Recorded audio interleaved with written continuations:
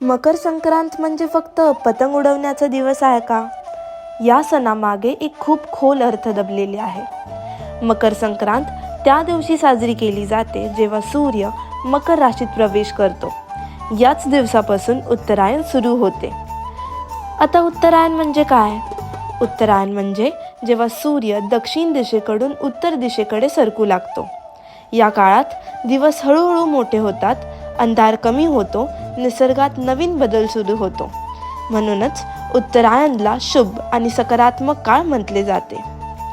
हिंदू मान्यतेनुसार सूर्यदेव आणि त्यांचे पुत्र शनिदेव यांचं नातं सोपं नव्हतं.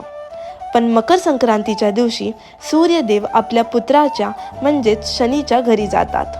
हा दिवस आपल्याला शिकवतो अहंकार बाजूला ठेवून नाती जपायला.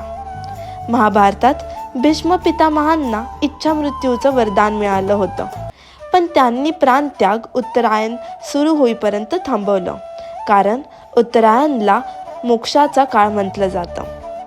आत्तापर्यंतची गोष्ट आस्थेशी संबंधित होती, पण कधी विचार केला आहे का, मकर संक्रांतीला काळे कपडे का घालतात आणि तिळगुळ का खातात? या प्रश्नांची उत्तर पार्ट 2 मध्ये आहे.